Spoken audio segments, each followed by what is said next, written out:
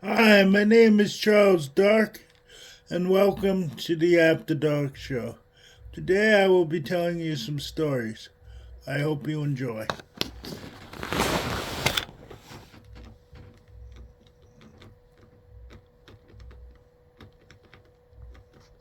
I wished I could have seen him, but at least I could hear him. I have left Lectus's atmosphere and am heading toward the mysterious light. My solar defense suit is equipped with an internal cooling device. I'm glad of that because already it's scorching up here, he reported. For several long minutes he was silent. As the module gets closer, the light is increasingly blinding. I'm flipping the anti-glare visor down over my helmet, he said finally. I'm attempting to contact the light with a series of laser signals. Nothing. More silence behind the hum of the speakers. I wondered why he wasn't speaking. The light is just out there, he said, and I noticed that his voice had lost its commanding strength. If it is, in fact, God, it is not responding. He spoke again, his voice weaker still. I'm not sure what to do next. Even with this suit on, I'm sweating. I stood, alarmed. Tell him to come back, I said. Can't, the technician said. We've lost two-way. That light is affecting our communication signals. You'll be okay, said the man in the suit. The next time Dad spoke, he sounded drunk, though I knew he couldn't be. A strange feeling is taking hold of me.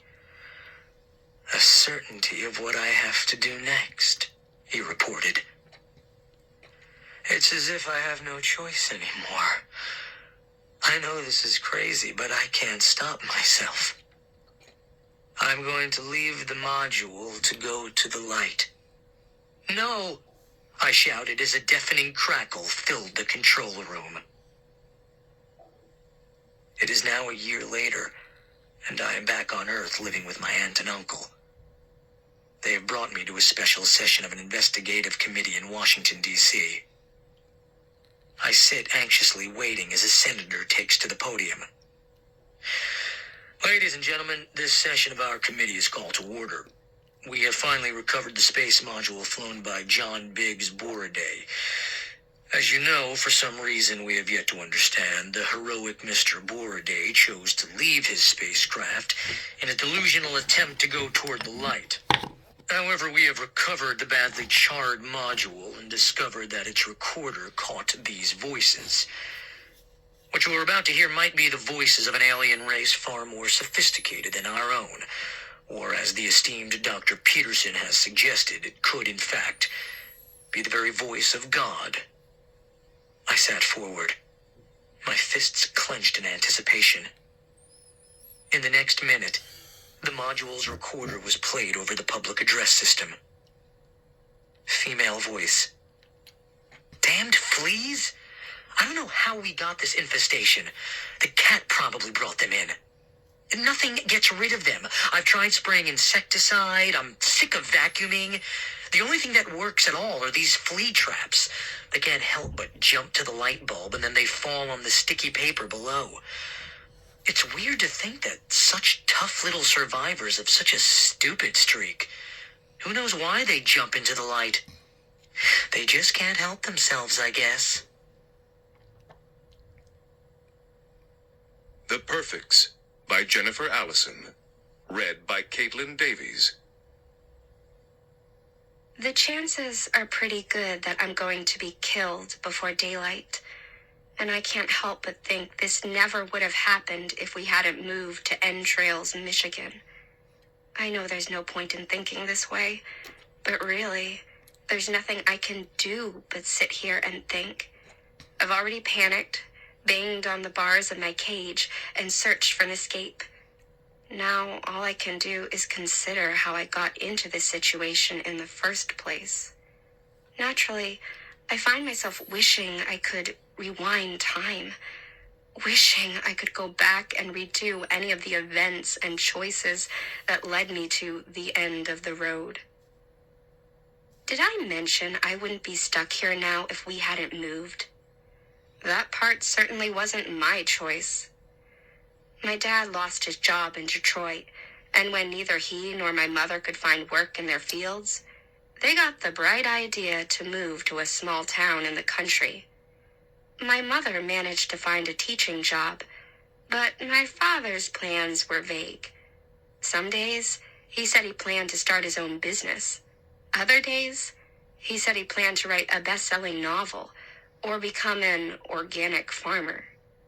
At any rate, both of my parents were convinced that out here in Entrails, we could live like kings for very little money, and they weren't about to take the advice of a 15-year-old girl who didn't want to move. My parents bought a new house that was about 5 times the size of our old house in the Detroit suburbs. "And we got it for a song," my father crowed. It was a foreclosed property. The previous owners had just stopped paying the bills and left town. Our new house was enormous. But the house next to ours was even bigger. A mansion 4 stories tall with 2 towers that popped up from the roof, reminding me of turrets on a medieval castle.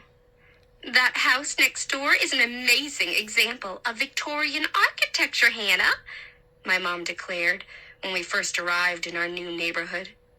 "Our family and the neighbors next door have the best houses in the whole town," my dad added. "In this town, we're like royalty." That was the moment I first glimpsed something disturbing, something I did my best to ignore. In an upstairs window of the house next door, a shadowy figure parted the lace curtains and stared down at our car.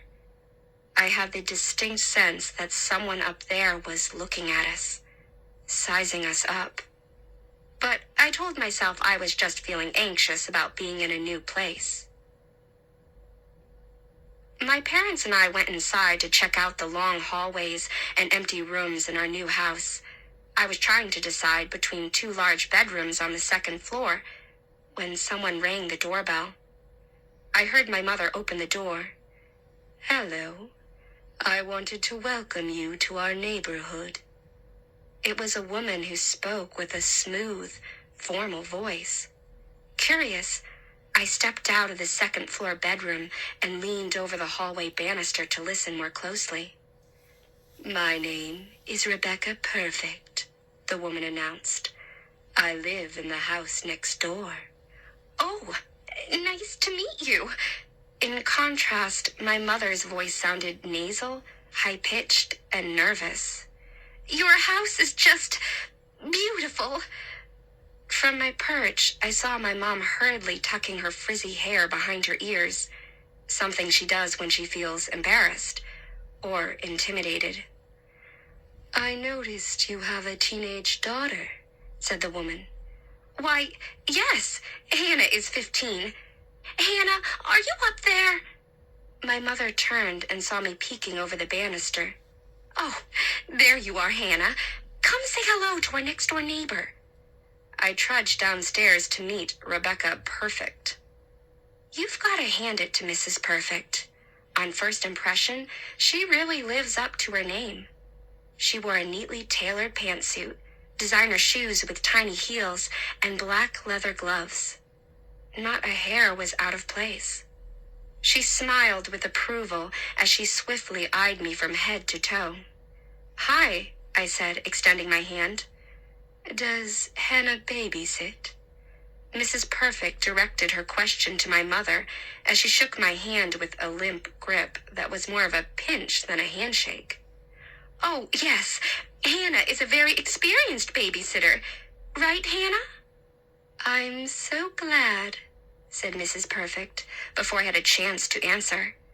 "I realize this is a last-minute request, but my husband and I have a very important engagement tonight. Could you come over to our place at about 7 o'clock, Hannah?"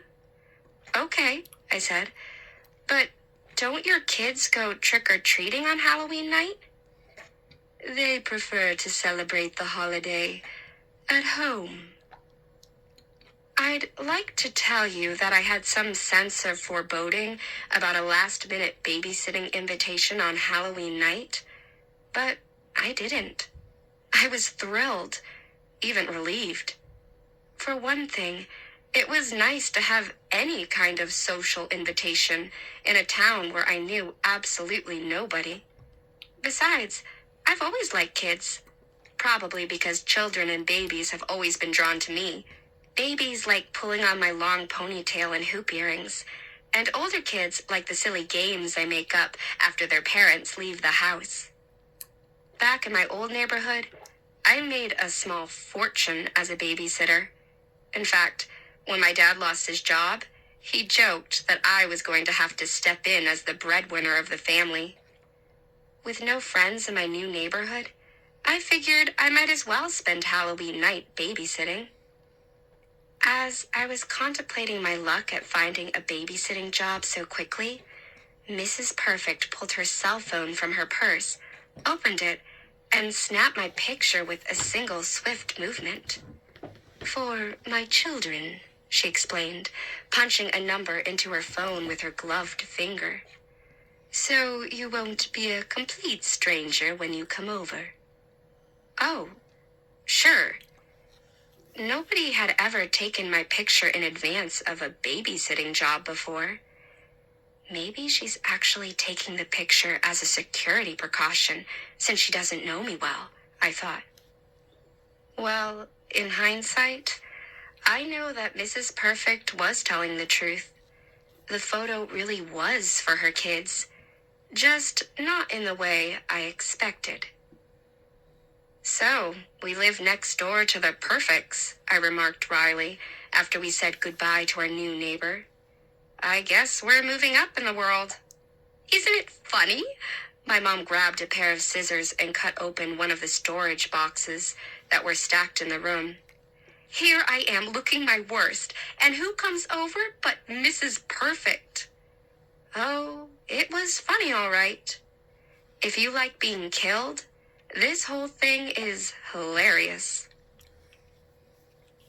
It's hard to believe that just hours ago, I was sitting on a window seat in my new bedroom, peering down into the next-door neighbor's backyard and feeling almost happy as I spied on Mrs. Perfect's 3 kids, a girl and a boy who appeared to be about 5 or 6, and a baby girl who looked as if she were about 1 year old.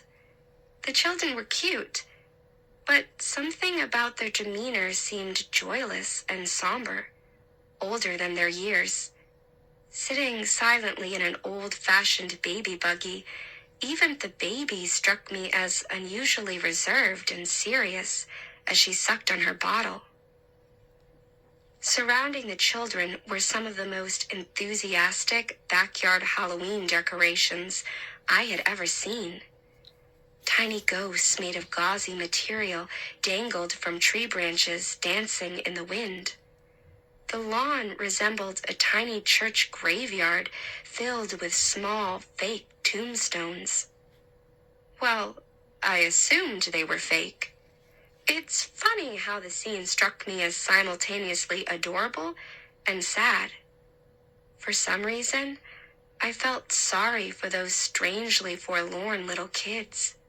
I imagined myself befriending them, reading funny stories, playing hide-and-seek in the yard, tickling the baby's toes and making her giggle. I must have dozed off while sitting in the window seat daydreaming, because the next thing I knew, all 3 children had vanished from the garden below. I felt strangely dizzy, so I decided to take a walk and get some fresh air. I quickly realized that it took only about 10 minutes to see just about everything there was to see in the town of Entrails. A dollar store, a bakery, a McDonald's, a gas station, a church, a dentist's office, a bar called Tim's Lounge, and a gift shop called Sweet Memories that sold sentimental greeting cards, candles, and hundreds of dolls and stuffed animals dressed up in elaborate costumes. A large, vintage-looking sign on the wall in Sweet Memories announced, "Custom-built dolls, real hair, order today." I had never seen so much velvet and lace in one store, and I couldn't help wondering how a store that sold mostly dolls could stay in business in such a small town. It was as silent as a tomb in the store. I was the only customer in sight. As I browsed shelves stacked with floppy-eared rabbits wearing petticoats and dolls with clear blue glass eyes that stared out of painted porcelain faces, the ladies working at the checkout counter observed me with prim, unfriendly interest. All three were middle-aged, dressed in colorful, preppy sweaters. "She's the one," I heard one of the ladies whisper. I felt paranoid. Were they talking about me? "They already moved into the Morgan house?" The other lady didn't even try to lower her voice. Morgan was the name of the family who used to live in our new house. Now I felt certain they were talking about me. "I recognize her from the rush order we got in earlier today." What rush order? I wondered. What were they talking about? "Shame about the Morgans. They say one person's misfortune is another's opportunity." Were they annoyed that my family had snapped up their former neighbor's foreclosed property? It wasn't my family's fault the Morgans couldn't pay their mortgage, was it? "Shame about that poor girl Jessica, too." Who in the world was Jessica? And what happened to her? Now I was too curious to keep quiet. I figured these ladies knew just about everything that went on in the town of Entrails, so I thought I'd try to talk to them. "Excuse me," I ventured. "I couldn't help overhearing you. My name is Hannah, and my family just moved into the house the Morgans used to own." The three women stared as if they were shocked that I knew how to talk. One of them refused to make eye contact. She looked down, pretended to shuffle some papers, then turned and walked away, shaking her head. Was I going to be a social outcast in my new town? Sorry to interrupt your work," I said, secretly reflecting that they had actually been standing there doing nothing. "I'm just curious about the neighborhood, and I heard you mention something about the Morgans, the people who used to live in our house." "You don't know what happened to the Morgans?" The woman standing at the cash register squinted at me, as if trying to see me more clearly. I shook my head. As far as I knew, my parents didn't know either. "They had a girl about your age," she said coldly. "She went missing. Nobody knows exactly what happened, but she's gone." At these words, I felt a cold sensation in my bones, like a warning from my own body. I guess my body was smarter than my brain. "We can guess what happened," the other lady mumbled. "Carol!" The other lady shot Carol a warning glance, as if telling her to put a lid on it. "You don't want to scare the girl." "I think she has a right to know something." Carol turned back to me and gave me a pointed look. "Anyway, things have a way of falling apart after something like that." I already knew we had moved to a small, boring town, but now it seemed that we had moved to a small, creepy, not to mention decidedly unfriendly town. What in the world had my parents been thinking? "So, what do you think happened to Jessica?" I asked. "All we can tell you is that none of the Morgans are around anymore." "Well, thanks for the info," I said, feeling overwhelmed and suddenly wanting to get out of that store as quickly as possible. "Just be careful around here," Carol warned. I will, I said, not having the faintest idea how exactly I was supposed to be careful.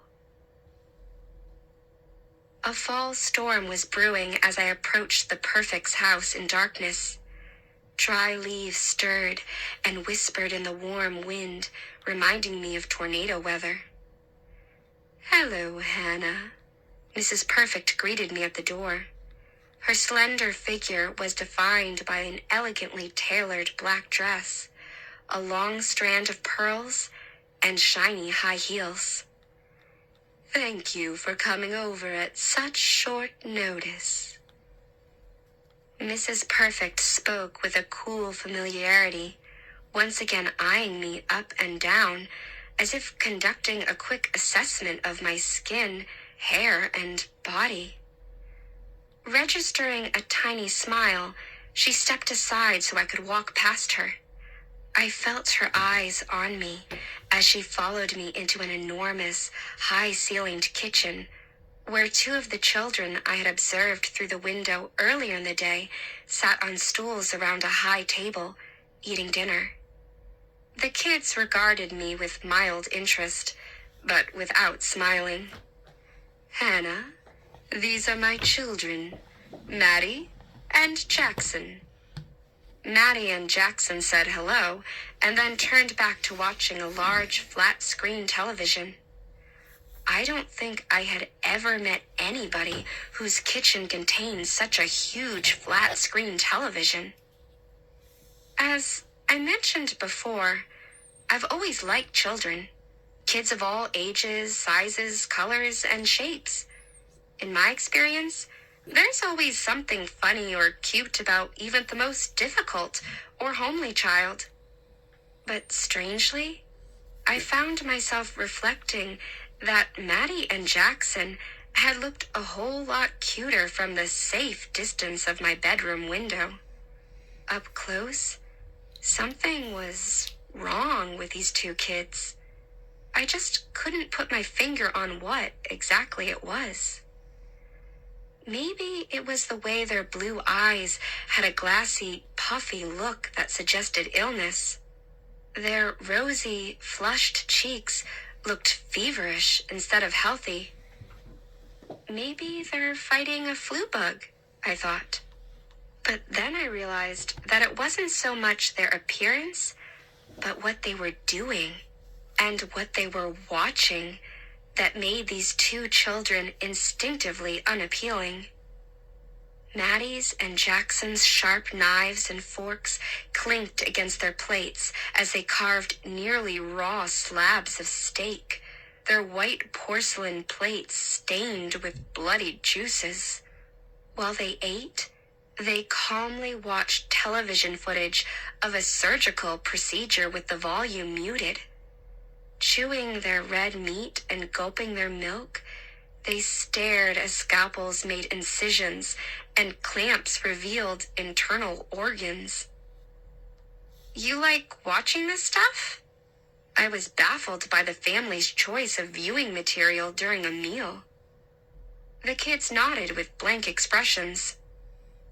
I wanted to ask Mrs. Perfect whether her children always watched surgical procedures during meals, but before I could say anything, she placed a piece of paper in front of me, a set of typed, detailed instructions. She would be meeting her husband at a Halloween gathering where she couldn't be reached by phone. Maddie and Jackson were allowed to watch television, followed by an early bedtime. She expected to be back home no later than 10 p.m. "Help yourself to anything you like in the kitchen, Hannah," said Mrs. Perfect, opening the refrigerator door to reveal a sparse collection of yogurts and a plate littered with the bones of a small animal that didn't look like anything I had ever eaten before. "And what about the baby?" I asked. "What's her schedule?" Mrs. Perfect frowned. "What baby?" Again, you have to give Mrs. Perfect some credit for playing her role so well. She seemed so genuinely taken aback by my comment, I actually felt embarrassed and a little ashamed for asking it. "Sorry," I said, "but I thought I saw a baby with Maddie and Jackson in your backyard earlier today." Out of the corner of my eye, I thought I perceived the faintest twitch of amusement on the meat-stained lips of the children. "Maybe you saw one of Maddie's dolls," said Mrs. Perfect curtly. "Wasn't there a baby outside with you guys earlier today?" I turned to Maddie and Jackson. "She was holding a bottle." Maddie and Jackson stared at me with inscrutable expressions and shook their heads without speaking. Their reluctance to speak annoyed me. It seemed more like an aggressive reluctance than innocent shyness. Moreover, I was bewildered by the contradiction between what I had seen and what Mrs. Perfect was telling me. If Maddie and Jackson were the only children who lived in this house, who was the baby I had seen in their garden? Had I imagined her? Had I seen a ghost? "Well, I'd better be going," said Mrs. Perfect, throwing a vintage fox wrap around her shoulders that, bizarrely, still had the fox's head attached. "I'll be back by 10 o'clock at the latest." She gave Maddie and Jackson a quick peck on the cheek and left without another word. "So," I said, pulling up a stool to sit next to the children, "what kind of surgery are we watching here?" I did my best to sound friendly and nonchalant, to conceal my squeamishness. "Appendectomy," muttered Jackson. "I prefer to watch brain surgery," I joked. The kids regarded me with surprise, but they didn't laugh. I tried a different approach. "Are you guys interested in becoming surgeons someday?" Both kids shook their heads. "Our dad used to own a medical devices company," Jackson explained, "but he wasn't a surgeon." "What kind of devices did his company make?" "All kinds," said Maddie. "But he sold the company. That's how we got our money." "I see." I got the impression that quite a lot of money came from that medical devices company. I doubted I'd be running into the Perfect children working at the Sweet Memories store or the local McDonald's. "How about some dessert?" I eyed the blobs of bloody juice and fat on the kids' plates and felt a little unnerved when I noticed that Jackson had apparently eaten part of a bone. I opened a cabinet and was relieved when I saw ordinary, unhealthy snacks: potato chips, Cheetos, Oreo cookies. Not one of the packages had been opened. "No thanks," said Maddie. "We just keep those for babysitters." "Maybe some ice cream?" I pressed. I absent-mindedly opened a cabinet door to look for more snacks and discovered the most extensive and elaborate collection of kitchen knives I had ever seen in anyone's house. Was it my imagination? Or were there some surgical tools amid the knives, too? I slammed the cabinet door shut. "I'm saving my appetite for later," said Jackson. I saw Maddie kick her brother under the table as if nudging him to be quiet. After the kids dutifully washed their dishes and put them in the dishwasher, Maddie announced that she was going upstairs to her room to read. This was a little disappointing, since kids usually want to spend time with me, but it was clear that she didn't want any company. There was nothing to do but follow Jackson into the family room. After watching a surgery in the Perfect's kitchen, I should have been prepared for their living room, but I wasn't. No fewer than 3 enormous television screens displayed silent, repeating black and white film segments of striking violence.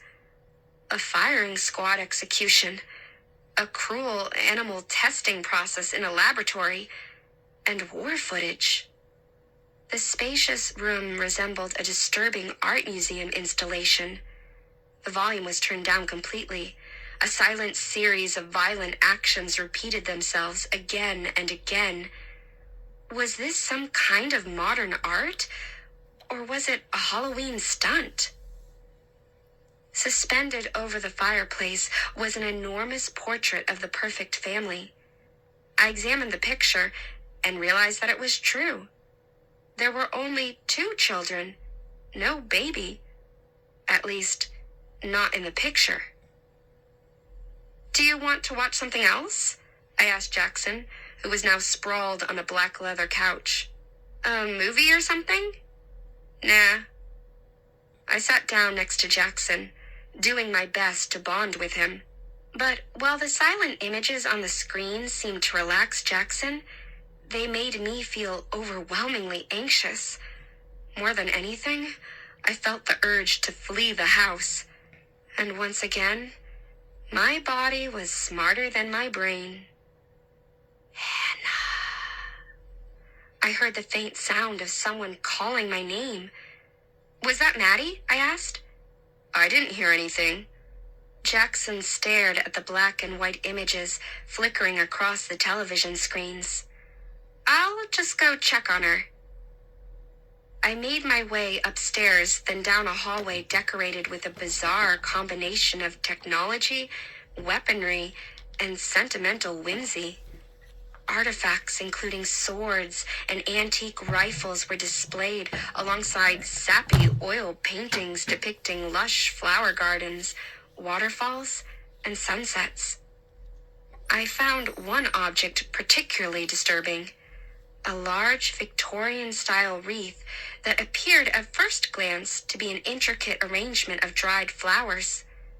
When I took a closer look, I realized that the brown and gold petals and leaves were actually made entirely of human hair.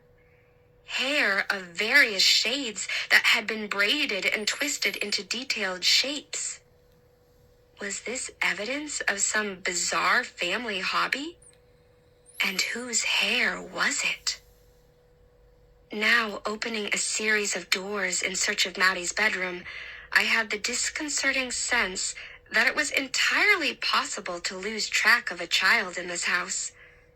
Who knew how many hiding places there were? How many secret rooms? "Maddie?" I called.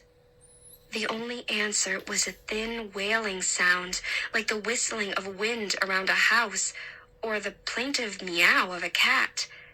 As I listened more closely, I became convinced that it was the sound of a baby crying. I hurried up another flight of stairs. The crying seemed to come from behind a closed door at the end of another long hallway. I caught my breath when I pulled open the door to reveal a baby's nursery.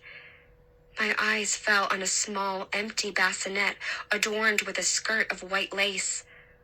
All around the bed were dolls dressed in clothing from various historical eras. Hoop skirts made of colorful taffeta, wasp-waisted polka-dot dresses with crinoline petticoats, miniskirts, and go-go boots.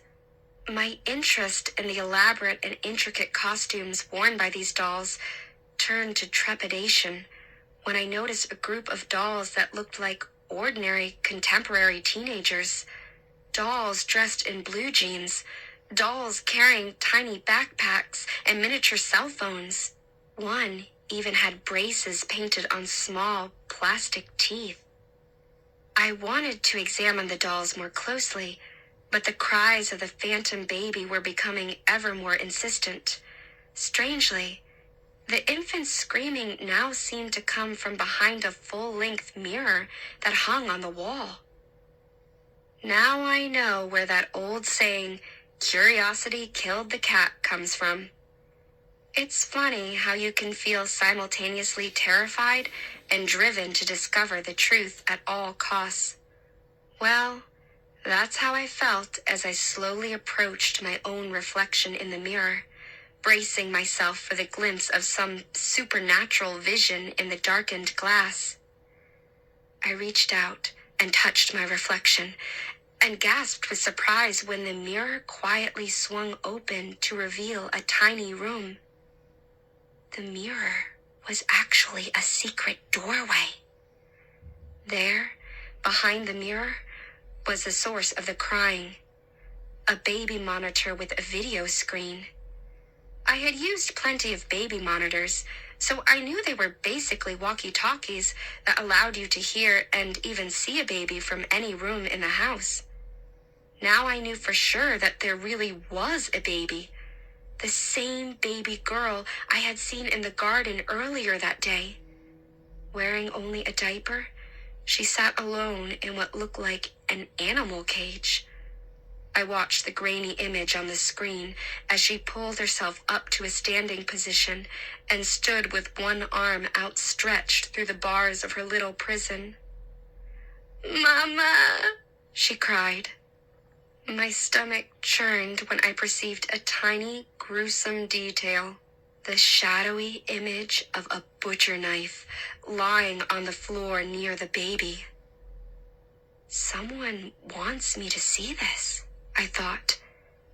But why? I remembered Maddie kicking Jackson under the table, the sly smile on Jackson's lips when I had asked about a baby. I was sure of one thing. I had to find that baby. In the background of the image on the video screen, I saw the outline of what looked like a wine storage cabinet. My gut told me that the baby was somewhere in the basement of the house. In retrospect, going down to the basement by myself wasn't a good idea. But something takes over when you see and hear a child in distress. It's almost a full-body alarm that compels you to act without thinking, to run as fast as you can toward the sobbing sounds. At least, that's how it was for me. As I raced down a series of stairways and then through the family room where the disturbing screen images were still looping, I heard the patter of rain outside the window, a fall storm beginning. As a flash of lightning illuminated the Halloween cemetery in the backyard, I remembered the story of the teenage girl named Jessica who had disappeared. How many kids are buried back there? I wondered. How many families? I made my way through a library where I glimpsed a book entitled Best Meat Carving Methods, then through a game room and a reading alcove, then down the steep, dark steps leading to the Perfect's basement. I could hear the crying more clearly now, but it sounded softer, as if the child had grown weary. "Hello? Is anybody here?" Across the dim room, I saw the dark outline of the cage.